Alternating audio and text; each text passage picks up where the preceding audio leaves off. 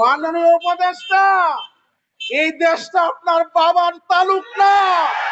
আমার মাননীয় শিক্ষা উপদেষ্টা মন্ত্রীর কাছে আমার প্রশ্ন, শিক্ষায় যদি জাতির মেরুদণ্ড হয়, 40 বছর পরে কি করে শিক্ষক অনাহারিয়ে রাজপথে খোলা আকাশের নিচে রাত কাটাতে হয়? ন্যায্য বিচার না হওয়া পর্যন্ত আমরা এই মাঠ ছাড়বো না। আমরা আজকে 10 দিন এখানে, বাসা দিয়ে বের হয়েছি 11 দিন, এই ঢাকা শহরে আমরা 10 দিন।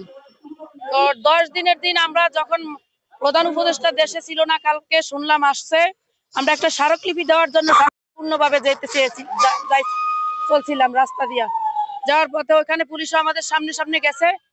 পরবর্তীতে ওই মাথায় যাওয়ার পরে ওনারা আমাদেরকে ব্যারিকেড দিয়ে আবার ফিরে তাকায়া ওনারা আমাদের বর্বরতা শুরু করেছে। কেন বর্বরতা শুরু করেছে? আমরা তো মুখে কোনো গালি দেই নাই, আমাদের হাতে একটা কলমও ছিল না, লাঠি ছিল না, ভাঙচুর করি নাই, জ্বালাও পোড়াও করি নাই, কিচ্ছু করি নাই। কেন আমাদেরকে এই হামলা করেছে? আমাদের দাবি আগে স্বতন্ত্র ইবতেদায়ী মাদ্রাসা জাতীয়করণের দাবি ছিল, এখন আমাদের দাবি স্বতন্ত্র ইবতেদায়ী মাদ্রাসা 100% সম্পূর্ণভাবে প্রাইমারি লেভেল যেটা দেয় আমরাও ঠিক সেটা পাবো। আমাদের ন্যায্য দাবি আদায় করে শুধুমাত্র স্বতন্ত্র ইবতেদায়ীর দাবি না, এখন আমাদের সন্তানদের, রাজনৈতিক দলদের, তারপরে আমাদের মাদ্রাসার উপর লেভেলের দাখিল আলিম, ফাজিল কামিল, ইউনিভার্সিটি সহ সবাই আসবে, এক এক করে মাঠ গাড়িয়া যাবে।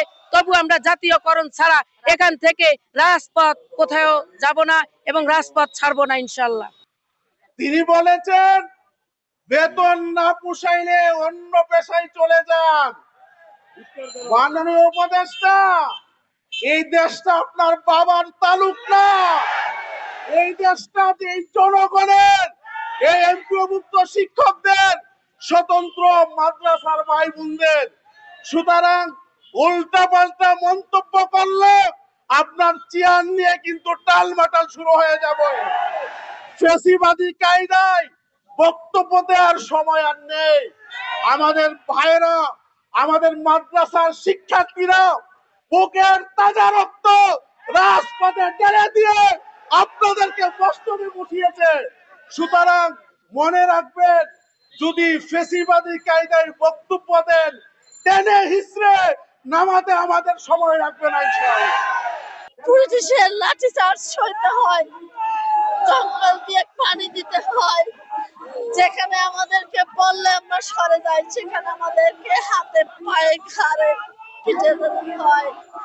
আমার মাননীয় শিক্ষা উপদেষ্টা মন্ত্রীর কাছে মহোদয়, অন্তর্বর্তীকালীন সরকার বিশিষ্ট অর্থনীতিবিদ ডক্টর ইউনূস স্যারের কাছে সকল জাতীয় স্বতন্ত্র ইবতেদায়ী মাদ্রাসার শিক্ষক শিক্ষিকার পক্ষ থেকে আবেদন করছি, আমার স্বতন্ত্র ইবতেদায়ী মাদ্রাসা জাতীয়করণের ঘোষণা দিন, নয়তো আমাদেরকে এখানে মেরে ফেলেন।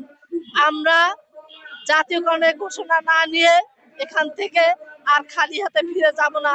কারণ 40 বছর ধরে বিগত প্রত্যেক সরকার আমাদের সাথে বানচাল করেছে, বারবার আমাদেরকে টাকা ধার করে ঢাকায় আসতে হয়, আমাদের লজ্জা করে শ্বশুর বাড়িতে যেতে। বারবার তোমরা টাকা যাও, কি নিয়ে আসো, না করতে পারে সুন্দরভাবে সংসার, না পাই চাকরি করে একটা টাকা। আমাদের ছেলে মেয়ে, আমার এই 50,000 শিক্ষকের সাথে কমপক্ষে 2 লাখ মেধাবী স্টুডেন্ট আছে। আমার নিজের সন্তান আমার মাদ্রাসা থেকে সমাপনী পরীক্ষায় পাশ করে তারা এখন সরকারি কলেজে পড়ে। গ্রামের বাড়িতে 300 টাকা বেতন থেকে 500 টাকা বেতনের ছাত্র পড়ে, তারপরে আবার টাকা পাঠাতে হয় ঢাকার বাড়িতে, নতুবা আমাদের ছেলে মেয়ে পড়ালেখা বন্ধ হয়ে যাবে। কোন সেক্টর জানে না যে আমরা বিনা বেতনের শিক্ষকের সন্তান। ওরা সমস্ত শিক্ষা অফিসে আমাদের সমস্ত কার্যক্রম, আমরা প্রাইমারি কারিকুলামে সমস্ত কার্যক্রম চালিয়ে যাই, তখন আমাদেরকে বলে না যে ওনার বিনা বেতনে আমাদের কাজটা ফ্রি করে দেওয়া হোক। টাকা ছাড়া আমাদের ফাইল রেখে দেয়। খাতা একটা রেজিস্ট্রেশন করতে গেলে 3-4 বার যেতে হয় উপজেলায়, 300 টাকা 400 টাকা গাড়ি ভাড়া দিয়ে। আমাদের খাতা সাইন করা হয় না, কারণ আমরা বেতন ছাড়া শিক্ষক।